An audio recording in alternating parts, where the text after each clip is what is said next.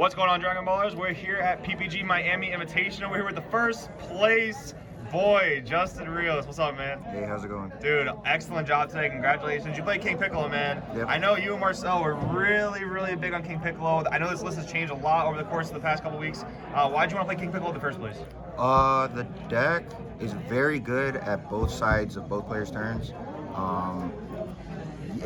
The leader doesn't like it. It's kind of like I guess like an illusion that the deck doesn't really draw many cards. Like I had a lot of people tell me to go first because like you just seem to have a smaller hand size. But like there's so many cards in the deck that draw cards. Like the activate battle on both players' turn is essentially drawing a card. There's piano, there's symbol, there's a unison. So the deck is very good at drawing a lot of cards. It has arguably the best unison in the game, in my opinion. It had the TPs were definitely a huge help. So to you, this seems like the best deck, right? Yeah, to me, I thought this was the best deck. Not by far, but I thought that this was the best deck, so I chose to play. Got you. All right, let's see what you played. Yeah. So for got the leader, of course. Yeah. For the Reign of Terrors, there's 4 piano. Bro, I seen a topping list play 3 of this. I'm like, what is going on? This is one of the best turn ones. And then you also like you play it over the course of the game, even if you don't like against Mecha, you can play it on turn 2, leaving energy up so you don't get assembled. 4 drum, 4 cymbal, and I played 3 tambourine just because of the unique clause. And this worked out for you, okay? Yeah, I never needed the 4th. There were still scenarios where I could, if I needed like an extra 20k, I could attack with it one time, attack with another card, combo it, and then activate battle the other tambourine, so I essentially get around the unique in a sense. Gotcha.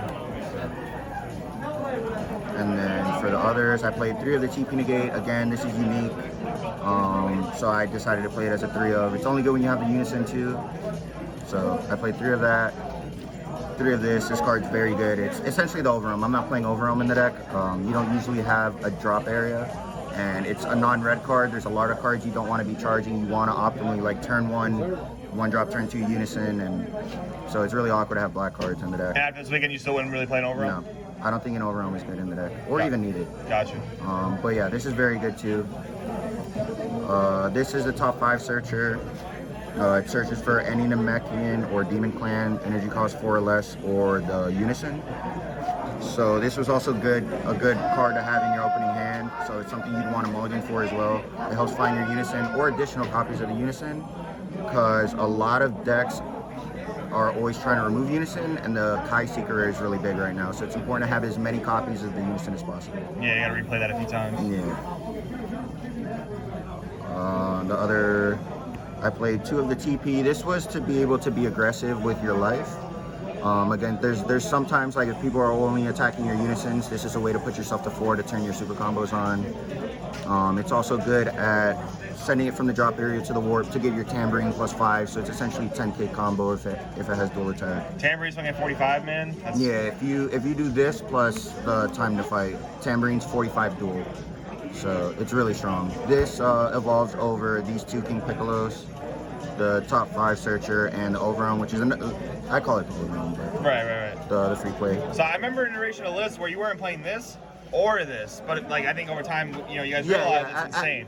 At the beginning, these weren't in the deck, and then after like messing around with the deck more, I felt like there needed to be more copies of the unison, and this is also good at finding that, right? Yeah, it's not only good at finding it, but again, it's good at like just applying pressure to the board. Like it's just this over this just becomes a 20k. The attack is actually the auto is optional too.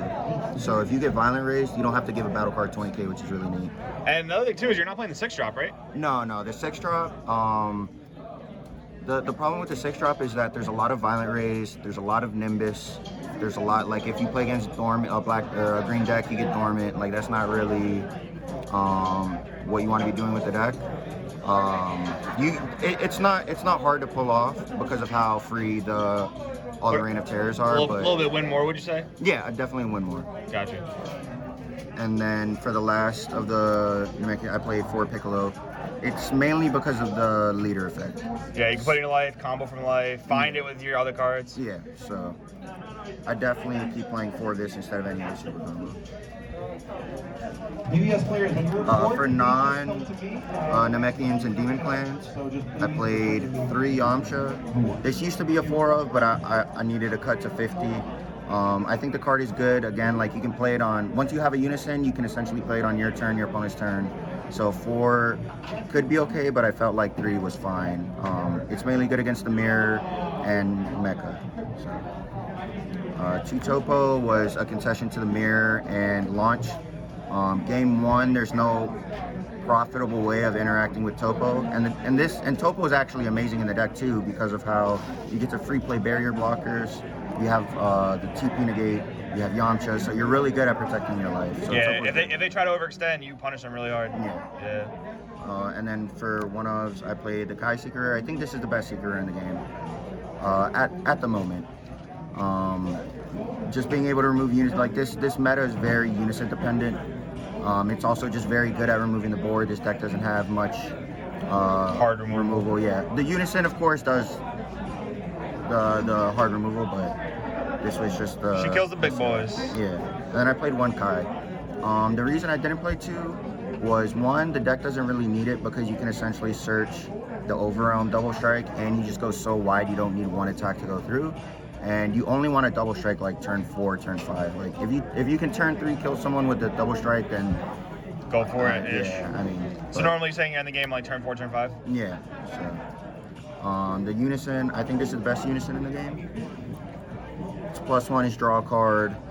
It's -2. You choose one of your 3 drops and you KO all of your opponent's battle cards with power less than or equal to the card you chose. And the turn you do that, you get Rejuvenate. Top 2, I actually was able to rejuvenate, and I could have potentially rejuvenated again to put myself to 6 because Michael only had 2 blows left. He exhausted his leader and he could only add 2 blows back from his deck. So the only way I was going to lose to the burn route if I didn't rejuvenate was him having the 4th catastrophic blow and adding the 2 back with having Rival Seeker and 6 drop. Gotcha. So Rejuvenate definitely came in clutch there. Yeah, I played 4 Violent Rays.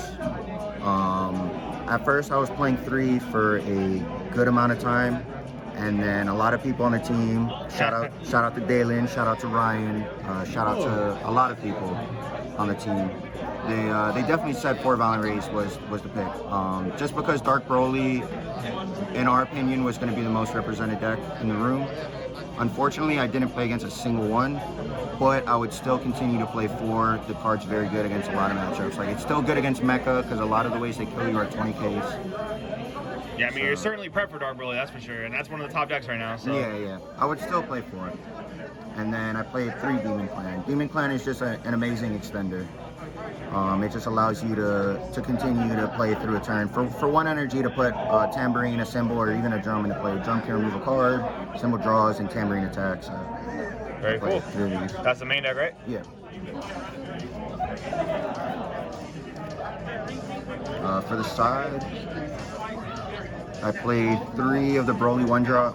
Before I was playing 2, this was actually the 15th card in the side. I was essentially locked on playing 11. I guess I'll just lay out the side, because a lot of it is just for the blue matchups. So for blue matchups, I sided 10 to 12 cards. And blue, you're saying is your toughest matchup, right? Yeah, game 1, you're just really not suited for blue, and I felt like this was going to be the tournament where blue was going to have a resurgence.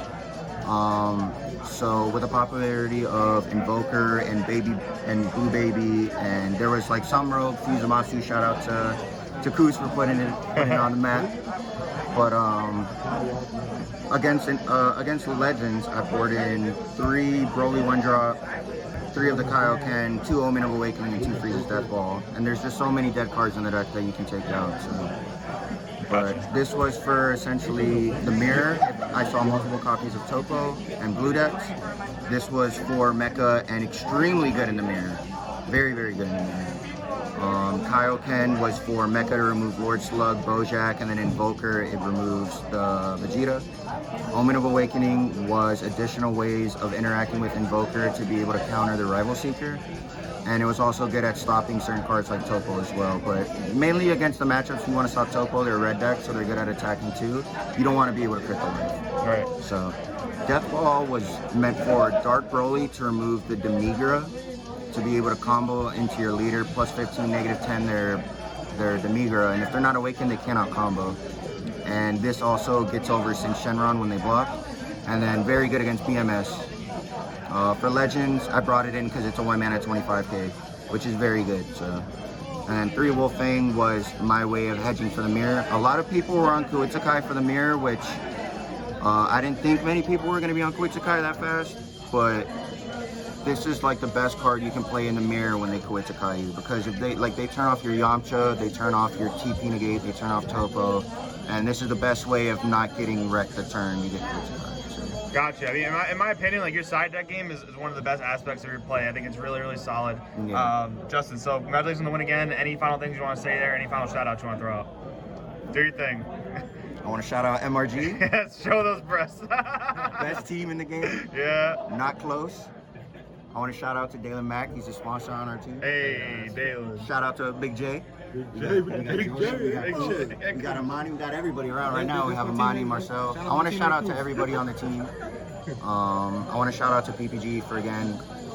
They're like the only people that are really hosting big events during this time, and from what I hear online, webcam's not really cutting it. So it's really cool to be able to play IRL events. So shout out to PPG for sure, and shout out to you for having the deck profile, man. I appreciate it. Awesome, man. Thank you. We'll see you next time. All right.